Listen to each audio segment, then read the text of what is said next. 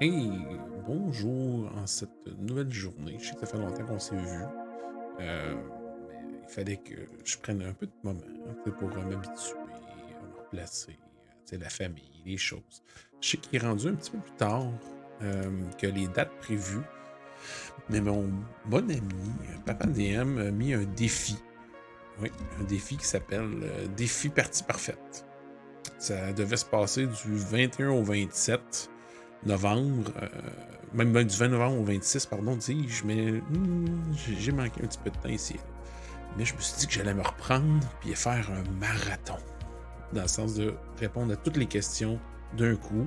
Là, je vous avertis, j'ai pas tout regardé, j'ai pas tout lu. Je me suis dit qu'on allait faire ça dans le cœur du moment, tout le monde ensemble. Vous allez sûrement rire de moi parce que je vais trop réfléchir. Mais le but, c'est de s'amuser puis de faire le défi puis d'encourager aussi ce genre de choses-là. Moi, je suis bien partant d'encourager mon copain Papa DM, qui a participé entre autres à un féodé au squelette, qui m'a fait essayer du petit D6, qui participe aussi à Jeu Rôle, qui va revenir d'ailleurs cette année, en 2024, avril, surveillez ça, les annonces s'en viennent. Puis aussi que juste c'est une bonne personne qui est entourée de belles personnes aussi. Tu sais, fait que on va donner de l'amour et de l'énergie à tous ces gens. Donc, le défi partie parfaite, c'est pendant 7 jours, il fallait répondre à des questions par rapport à ce qui, nous, on voit comme une partie parfaite. Il faut s'imaginer une vie où tout est possible, qu'on a beaucoup de disponibilité, qu'on a donc tout ce qu'on a besoin. Bref, il faut décrire c'est quoi notre partie parfaite.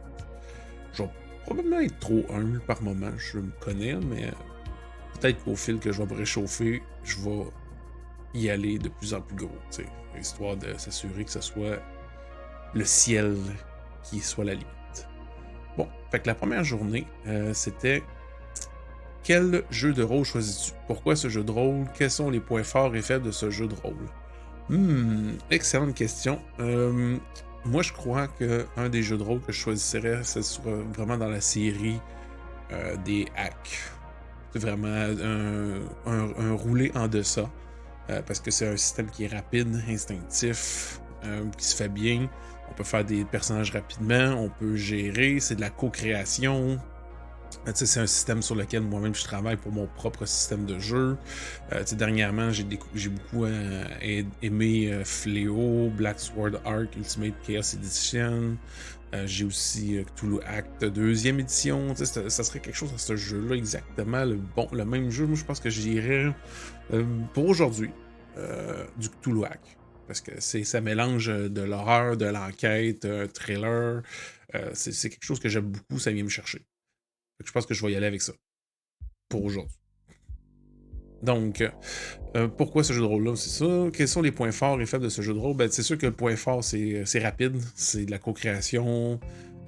Il y a un aspect de ludique. Tu as plusieurs dés. Il y a certains jeux que tu n'as presque pas de dés, mais là-dedans, tu as assez de jets de dés pour que ce soit intéressant. Puis ça permet justement de faire une partie d'un coup éclair, intéressante. Point faible, ça peut peut-être déraper un peu trop vite si les joueurs ont des mauvais jets de dés, surtout quand on tombe dans le Cthulhu. Si leur point de smoke, leur point de flashlight, leur point de vie, tout ça, ça descend trop vite, ça peut peut-être raccourcir la partie un peu. Puis, si on veut faire une longue partie, ça peut être un peu briser l'immersion si un des personnages meurt en plein milieu, puis qu'on lui dit, ben, fais juste un autre personnage. Mais sinon, ça se fait vite, c'est bien, puis je pense que ça permet d'assembler plusieurs styles différents. 2. Quel est le setting? Ok, ta partie se déroule à quelle époque? Est-ce une partie horrifique, fantastique? Devez-vous rester sérieux? Hmm. Euh, Moi, je pense que du Call of Cthulhu, mais pas dans les années 20-30, je trouve que c'est un peu surfait. J'aime les dernières propositions là, qui nous font aller dans des époques plus contemporaines. J'irais pas nécessairement à dire que je le ferais dans les années en ce moment. Peut-être dans les années 90, 2000, tu sais, quand la technologie commence à avancer, puis découvrir, puis ça permettrait d'aller vers des thématiques différentes. Une partie horrifique, oui. J'irais vers le côté horrifique, mais tu sais, lent. C'est une progression lente. Peut-être y aller avec un truc lié à la technologie. C'est comme quoi qu'il y a une nouvelle technologie qui sort, qui change notre perception de la réalité. Peut-être une espèce de précurseur à la réalité virtuelle comme on a en ce moment, sauf que ça serait connecté au pays des rêves, au plan des rêves et tout ça, dans la mytho de Cthulhu, puis ajouter un ancien là-dedans. Devez-vous rester sérieux? Je dirais plus dans une immersion sans trop de brisure. Dans le sens, pas sortir un téléphone puis montrer des vidéos drôles, là, mais si c'est dans le jeu, si c'est un bon moment pour rire puis rigoler, pourquoi pas. Si le personnage ou même hors jeu, il y a une blague qui est donnée, le but c'est de s'amuser tout le monde ensemble, mais il faut pas non plus que ça devienne trop une farce, parce que quand ça devient trop comique ou trop drôle, ben c'est sûr qu'on brise le rythme et l'atmosphère. Quelle menace devez-vous vaincre? La menace est-elle un monstre, un gouvernement, une maladie? La survie est-elle un enjeu? Bon, je répondais un petit peu là-dessus. Ouais, je pense que j'irais avec vraiment un univers alternatif où est-ce que les gens, quand ils se connectent à cette réalité virtuelle-là, ils tombent dans le monde des rêves. Peut-être mettre du Nyarlathotep là-dedans ou du Cthulhu, à cause des rêves et tout ça. Faire en sorte qu'ils sont connectés de manière permanente à cet endroit-là, puis qui se font lentement mais sûrement pervertir par les entités qui sont de ce plan-là. Faire une espèce de brainwash lent, mais sûr, lent, mais continu. Ce qui fait en sorte que ça pourrait créer peut-être des instabilités dans des endroits clés. D'après tout, les personnes qui ont accès à des prototypes de ce genre de technologie-là, ça doit être des personnes soit influentes, riches ou possédant un cerveau de concepteurs très avancés qui leur auront permis de faire ce genre de technologie-là. Fait que ça créerait des instabilités dans des endroits clés, dans des postes clés, puis ça pourrait peut-être finir en espèce de Illuminati ou quelque chose, là, que se sont tous réunis ensemble pour faire revenir un ancien. La survie est-elle un enjeu? Moi, je ne mettrais pas tant de la survie de l'avant au début, mais vers la fin, c'est sûr que quand on commence à rentrer dans le plus horrifique, dans le côté mytho, si on peut dire ainsi, c'est sûr que là, ça va devenir de plus en plus dangereux, tout dépendant comment les joueurs interviennent, bougent et agissent. C'est sûr que si tu rentres dans un building avec des pistolets et tu commences à tirer partout, ça peut peut-être virer mal. Maître, combien de joueurs êtes-vous? Avec qui aimerais-tu jouer? Ouf, ça, je dirais que c'est pas une question facile à répondre. Il y a plusieurs possibilités là-dessus. J'aimerais bien jouer, je dois avouer. Mais par contre, je pense que j'irai avec maître de jeu, par habitude, puis pour contrôler le flow, puis être capable de vraiment vivre cette partie avec la thématique qui m'interpelle. Combien de joueurs êtes-vous? Je dirais 4 joueurs.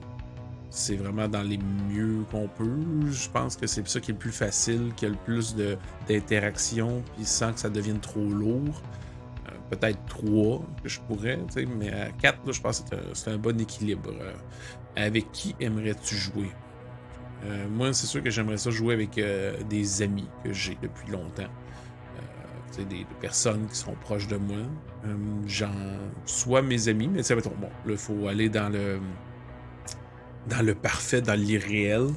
J'ajouterais le beau Dave, Guillaume, Bélil, mon ami. J'ajouterais un Pierre-Philippe Renaud, puis un Félix-Antoine Huard. Ouais, ça serait une très belle table, très interactive. Là, je sais que j'ai dit 4, là, mais je ferais une exception là, si Kim elle voudrait participer. Là, ça, c'est sûr que je pourrais pas dire non. Là, voyons donc, Kim, tu serais bienvenue, c'est sûr ça. Donc, ça donnerait un bon équilibre avec des bons rôlistes et des bonnes personnes. Mais sinon, moi, je dirais que juste des amis proches là, avec qui je joue depuis des années, ça serait quelque chose d'encore très satisfaisant. Comment longues sont tes parties? One-shot ou campagne?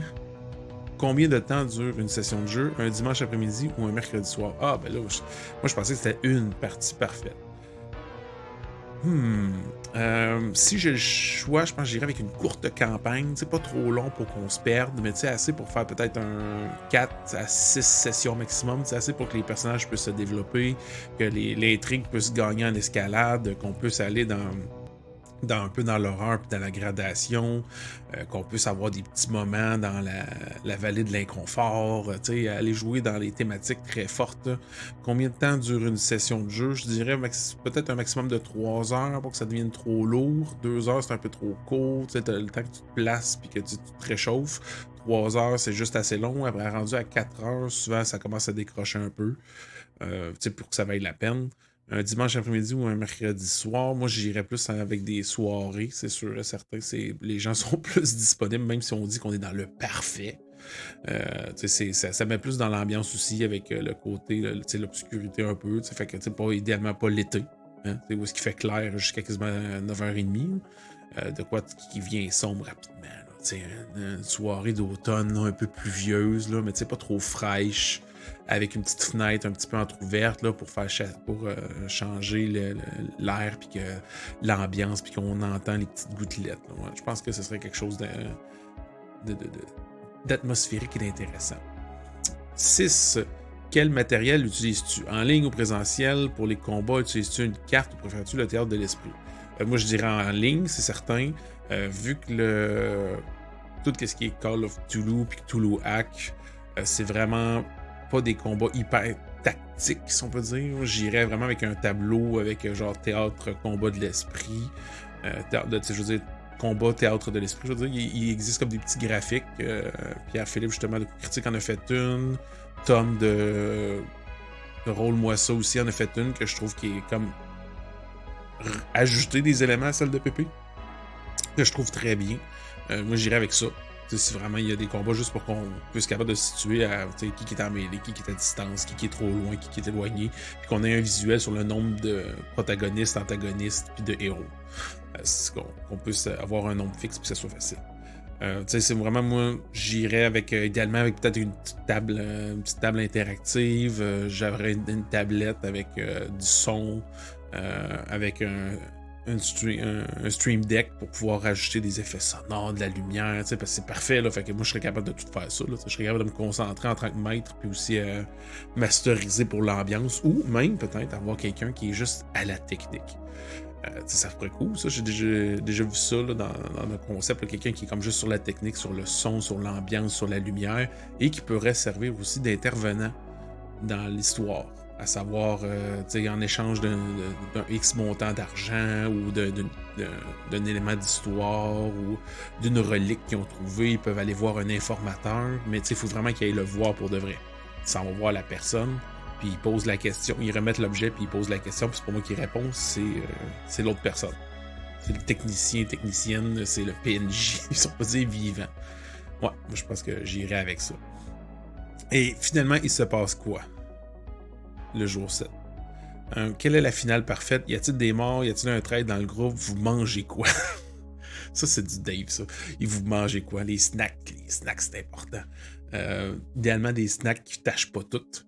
Même si les Cheetos, les Doritos, c'est bien bon, là, mais quand il y en a partout sur la table, c'est fiche, c'est pas l'idéal. Le bon vieux popcorn, là, c'est quelque chose qui est très classique. Puis quelques bonbons aussi, là, sucrés sûrs. Des cheats cuites au four qui sont moins grasses, pas à la marmite, puis pas non plus. Fait que vraiment, ça, c'est beaucoup moins gras. Fait que ça pourrait se passer. Ça pourrait passer. Je pense que oui. Sinon, la finale parfaite. Et boy. Considérant dans quoi qu'on joue, je dirais qu'il faudrait qu'il y ait au moins une corruption parmi les 4 joueurs. Quelqu'un qui tombe un peu dans la folie, puis qui se fait comme vraiment brainwasher, puis que ça crée un gros retournement à la fin. Probablement au moins un mort parmi les 4, puis 2 qui vont survivre, entre guillemets, parce que ça reste quand même tout du Cthulhuac, puis de la mythologie, puis tout. Là, souvent, les survivants sont plus affectés que ceux qui sont morts.